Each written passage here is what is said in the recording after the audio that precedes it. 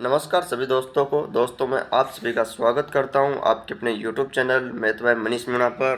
दोस्तों आज अपन पढ़ेंगे एसएससी सीजीएल के सीएचएसएल के सीपीओ के जो प्राइवेट शेयर्स एग्ज़ाम में पूछे गए क्वेश्चन हैं उनको आज अपन सोल्व करने वाले हैं यहाँ पर।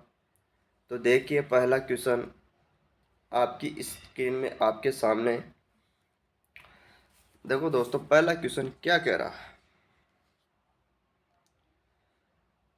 देखो पाइप ए एक टंकी को 24 मिनट में भर सकता है। पाइप बी उसी टंकी को 40 मिनट में भर सकता है। दोनों पाइप एक साथ खोले जाते हैं।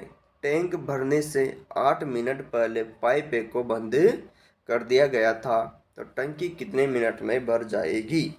तो देखो पाइप ए है किसी टैंक को 24 मिनट में भर देता है और जबकि पाइप बी उस टंकी को 40 मिनट में भर देगा। तो टंकी में कितना पानी मात्रा होगा, तो इन दोनों का एलसीएम ले लो। तो एलसीएम लोगे तो 24 और 40 का एलसीएम आ जाएगा 120। 120 क्या है, टंकी की क्षमता है, यानी कि टंकी में इतना पानी मात्रा है 120 लीटर। ठीक है, इन दोनों के हिसाब से तो ए की इफिशियंसी कितनी आएगी, एफ की इफिशियंसी 5 और बी की इफिशियंसी 3 आ जाएगी। जब 24 में 120 में 24 का भाग दोगे तो 5 और 40 का भाग दोगे तो 3। ठीक है, अब क्वेश्चन को दोबारा पढ़ो कि टैंक भरने से 8 मिनट पहले एक को बंद कर दिया जाता है। तो अपन को पता नहीं है कि टैंक ने ए ने कितना पानी डाला और बी कितनी देर तक चला। ठीक है, तो ऐसा मान लो कि अगर अपन टैंक ए को बंद नहीं करते जिसके द्वारा पानी भराया जाता, तो कितना पानी और जा सकता था टैंक के अंदर। तो देखो टैंक ए 1 मिनट में 5 लीटर डालता है, तो 8 मिनट में कितना डालेगा। तो 8 पंजे 40, तो 40 और ऐड कर दो तो कितना हो गया 160। अब टंकी को भरने में कितना समय लगेगा, तो अब कौन भरेगा, ए और बी मिलकर भरेगा। तो ए और बी 1 मिनट में 8 डालता है, तो 160 भरने में कितना समय लगेगा। तो आप कहोगे 160 में 8 का भाग दोगे तो 20 मिनट इसका राइट आंसर हो जाएगा। तो टंकी 20 मिनट में भर जाएगी। ठीक है, अगला क्वेश्चन देखो। देखो इसमें अंक गणितीय माध्य पूछा गया है कि क्या होगा। तो माध्य और औसत एक ही बात है कि राशियों का योग बटा राशियों की संख्या होता है। ठीक है, तो जैसे आपके पास दे रखा है 4 की पावर 30, 4 की पावर 60, 4 की पावर 90, 4 की पावर 99। तो आप इसमें इनका योग करोगे तो 4 की पावर 30, 4 की पावर 60 प्लस 4 की पावर 90 और प्लस ये 4 की पावर 99। ठीक है, तो ये तो इन संख्याओं का योग आ चुका है। अब इसमें डिवाइडेड करो किससे, कि कितनी संख्या है। तो कितनी है, 1 2 3 4, तो 4 से डिवाइडेड कर दो तो ये आपका माध्य निकल कर आ जाएगा। ठीक है, तो जैसे ही आप 4 की पावर 30 को 4 से डिवाइडेड करोगे तो 4 की पावर 29 आएगा। ठीक है दोस्तों, अब जब भी एग्जाम में ऐसा क्वेश्चन आए तो पूरा सोल्व करने की ज़रूरत नहीं है। ऑप्शन को देखो, 4 की पावर 29 किस में है, पहले ऑप्शन में नहीं है, सी में भी नहीं है। तो पहला ऑप्शन 29 दिख रहा है, तो राइट आंसर इसके होने के चांस ज़्यादा हैं। फिर भी सोल्व कर लो आगे। 4 का पा 4 की पावर 60 में 4 का भाग दोगे तो 4 की पावर 62 आएगी। फिर 4 की पावर 90 में 4 का भाग दोगे तो 4 की पावर 89 आएगी और इसमें दोगे तो 4 की पावर 98 आ जाएगी। इसलिए राइट आंसर ये इस क्वेश्चन का राइट आंसर हो जाएगा। ठीक है मित्रों, अगला क्वेश्चन देखो।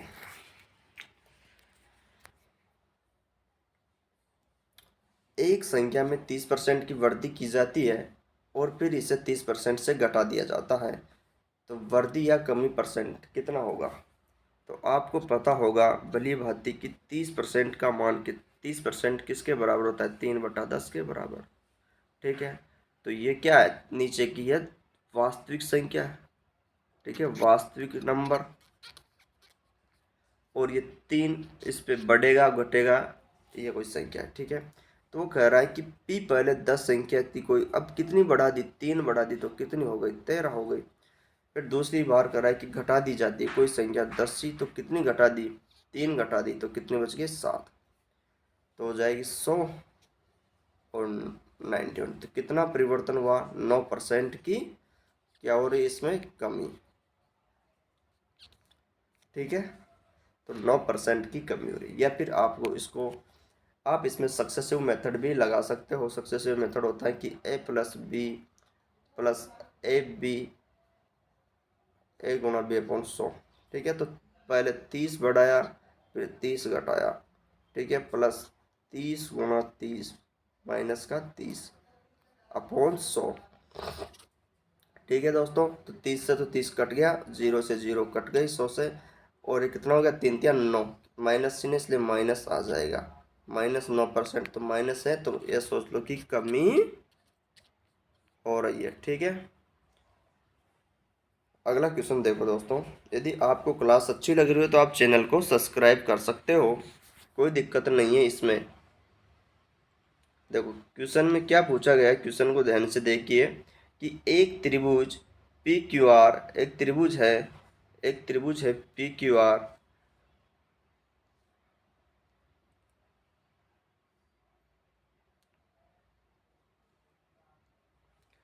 एक त्रिभुज पी क्यू आर का परिकेंद्र ओ है और कोण क्यू आर 110 डिग्री है, तो कोण ओ पी आर 25 डिग्री है, तो कोण पी आर क्यू कितना होगा, ये आपसे इसमें पूछा गया है। तो देखिए दोस्तों, मान लेते हैं कि ये कोई वर्त है, ठीक है, इसमें कोई त्रिभुज है, इस तरह से कोई त्रिभुज बना हुआ है,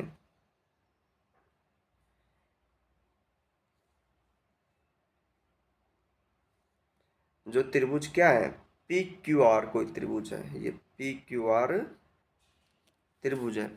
अब कह रहा है कि ओ इसका केंद्र है, ये ओ इसका परिकेंद्र हो जाएगा। ठीक है, अब आगे कह रहा है कि Q O R, Q O R कितना दे रखा है इसमें 110 डिग्री दे रखा है। ठीक है, और फिर आगे कह रहा है कि O P R, O P R कितना है 25 डिग्री है, यानी कि ये कोण 25 डिग्री है। तो आपको पता है होगा कि जब पी 25 है तो ये कोण भी 25 डिग्री हो जाएगा।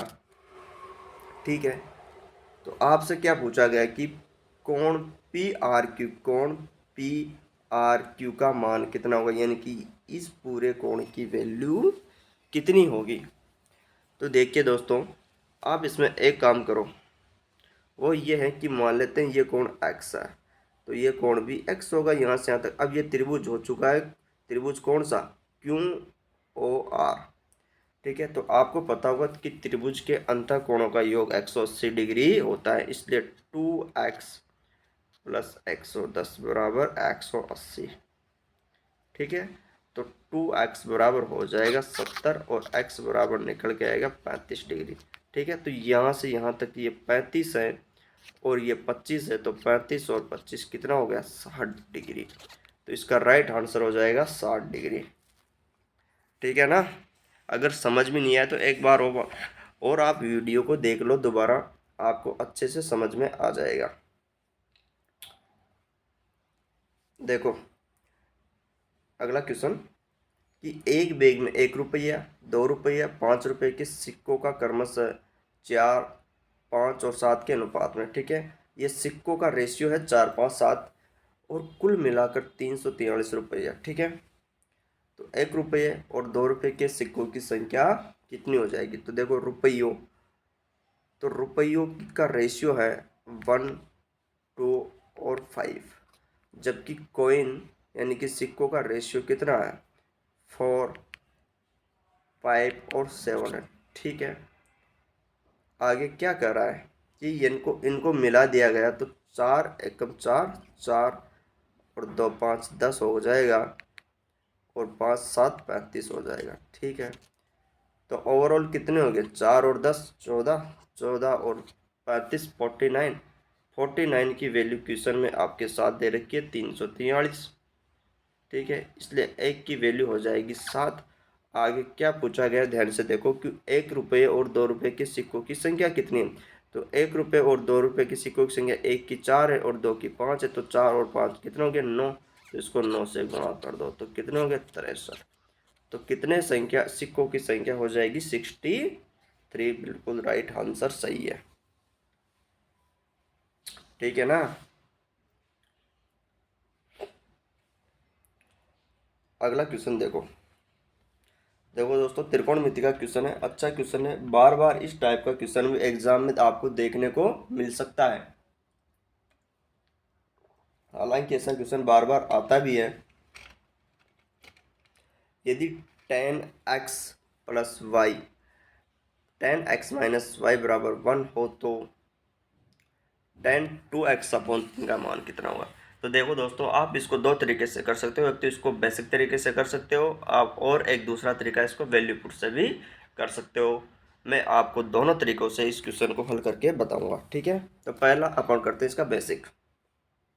तो देखो यार 10x प्लस वाई और 10x माइनस वाई गुणा में है, तो इसका भाग दे दो 10x माइनस वाई का 1 में, तो ये हो जाएगा 10x प्लस वाई बराबर हो जाएगा 1 अपॉन 10x माइनस का वाई। ठीक है, तो अब आपको पता होगा कि 1 अपॉन 10 थीटा बराबर होता है कोट थीटा, तो ये हो जाएगा 10x प्लस वाई बराबर कितना होगा कोट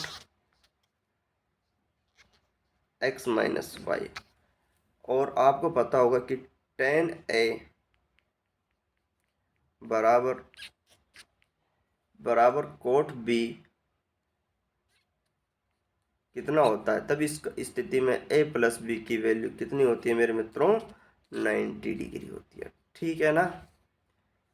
इसी प्रकार 10 ये हो जाएगा x plus y plus x minus y बराबर 90 डिग्री। ठीक है, तो y से y खत्म हो जाएगा, तो 2x बराबर 90, तो x बराबर आ जाएगा आपके पास में 45 डिग्री। ठीक है, तो 45 रख दो, तो इसमें 45 रखोगे तो 2 गुणा 45, तो 10 90/3 यानी कि 10 30 की वैल्यू होती है 1/√3। तो ये हो जाएगा 2x यानी कि 90/3 यानी कि हो जाएगा 10 30 डिग्री, जो कितना होता है 1/√3। ठीक है, ये इसका बिल्कुल राइट आंसर हो जाएगा। वैल्यू पुट से कैसे कर सकते हो आप, वैल्यू पुट से कुछ नहीं करना, आपको थीटा की जगह थीटा नहीं है इसमें, वाई की जगह 0 रख दो और एक्स की जगह 45 रख दो। ठीक है, 45 डिग्री इसमें वैल्यू पुट कर दो। जैसे आप 10 में y की वैल्यू 0 करोगे और इसकी वैल्यू 45 करोगे तो ये 45 हो जाएगा। ठीक है, तो और 10 45 और ये -0 बराबर 1। तो देखो 10 45 ये 0 से 0, 10 45 की वैल्यू होती है 1 और 45 1 गुणा 1 यानी कि बराबर 1 आ रहा है। ठीक है, तो आप इसमें रखोगे 10 2 गुणा 45/3, तो कितना आ गया, ये तो ऊपर गया 90, 90 में 3 का भाग दोगे तो 30, तो 10 30 की वैल्यू कितनी होती है 1/√3, जो कि आपका बिल्कुल सही आंसर हो गया। ठीक है ना। अगला क्वेश्चन देखो।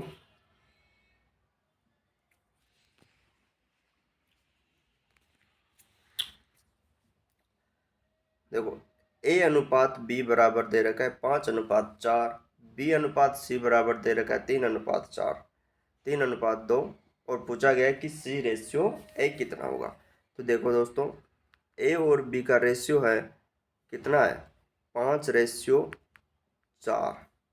ठीक है, और b और c का रेशियो दे रखा है उन्होंने आपको कितना दे रखा है 3 और 2। ठीक है, तो देखो b से तो b कट जाएगा और a और c का रेशियो आएगा आपके पास में 3×5 = 15 और 4×2 = 8। किसका है a और c का, तो ये हो जाएगा a और c का, पूछा है c और a का, तो c का 8:15 बिल्कुल सही आंसर हो जाएगा। नेक्स्ट क्वेश्चन देखो, अच्छा क्वेश्चन ये देखो ये क्वेश्चन बहुत ही अच्छा क्वेश्चन है। इस तरह का क्वेश्चन भी बार बार एग्जाम में पूछा जाता है कि एक समकोण पिरामिड का आयतन 45√3 सेंटीमीटर है और इसका आधार 6 सेंटीमीटर, भुजा वाला एक समबाहु त्रिभुज है, तो पिरामिड की ऊंचाई क्या होगी। तो दोस्तों आपको बता देता हूँ मैं कि पिरामिड का आयतन कितना होता है। तो पिरामिड का आयतन का फॉर्मेट होता है, पिरामिड का आयतन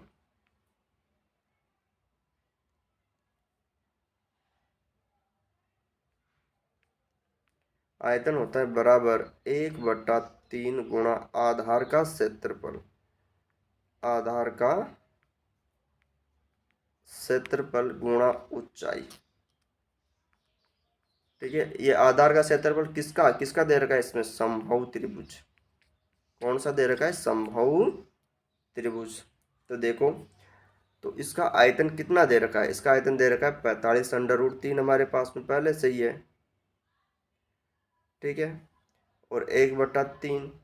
और एक बात और कि समबाहु त्रिभुज का क्षेत्रफल कितना होता है, समबाहु त्रिभुज का एरिया होता है, समबाहु त्रिभुज का जो एरिया होता है √3/4 a²। ए क्या है, कोई भुजा है। ठीक है, तो समबाहु त्रिभुज का क्षेत्रफल आधार है। ठीक है, कितना होगा, √3/4। भुजा कितनी दे रखी है, 6 × 6, और हाइट निकालनी है तो h। अब देखो इसको काट दो, √3 से कट जाएगा। ठीक है, 3 से ये कट गया 2 बार, 2 से ये कट जाएगा 2 बार, 2 से ये कट जाएगा 3 बार, और 3 से 45 15 बार। तो h निकल कर आएगी आपके पास में 15 सेंटीमीटर। ठीक है मित्रों, अरे समझ में आयो ना। अगर क्लास अच्छी लग रही हो, आपको कुछ फायदा मिल रहा हो, समझ में आ रहा हो, तो आप चैनल को सब्सक्राइब कर सकते हो। और बढ़ते हैं अब नए क्वेश्चन पे। देखो अगला क्वेश्चन, ये भी बहुत अच्छा क्वेश्चन है भाई, कि एक समचतुर्भुज का परिमाप 164 सेंटीमीटर है और उसका विकर्ण 18 सेंटीमीटर, तो समचतुर्भुज का क्षेत्रफल कितना होगा। तो देखो ये कोई चतुर्भुज है यार इस तरह का।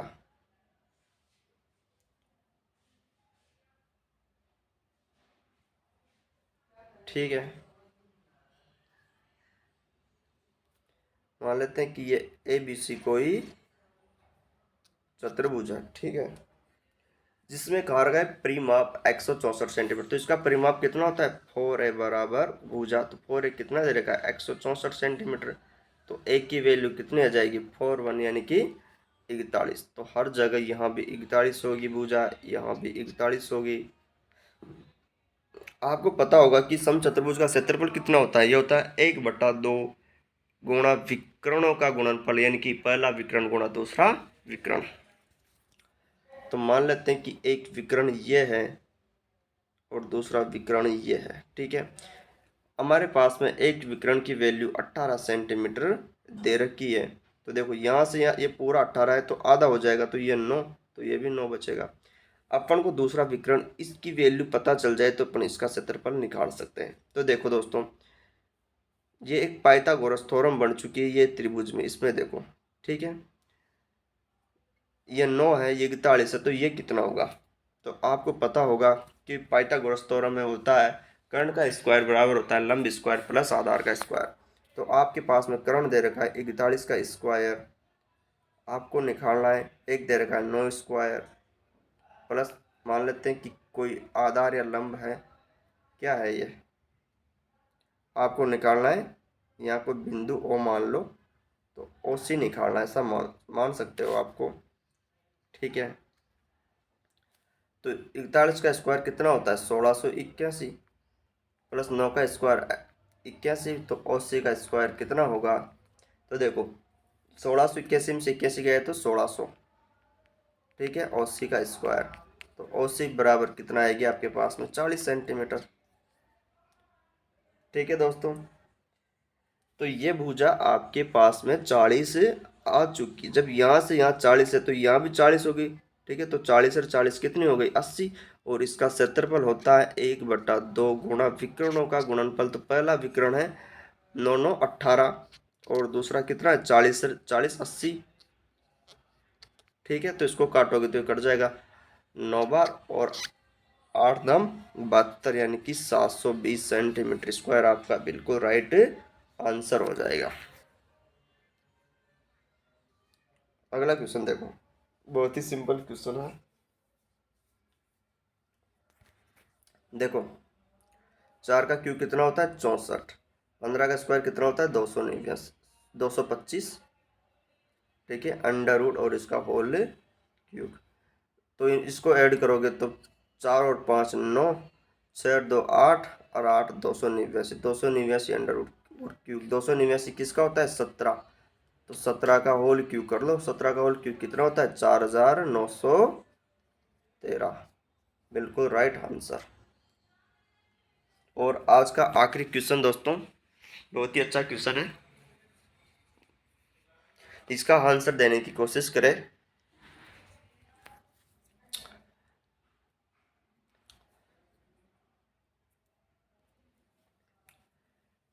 एक कार्य को 20 दिन में, एक कार्य को 20 दिन में पूरा करता है, बी उसी कार्य को 30 दिन में पूरा करता है।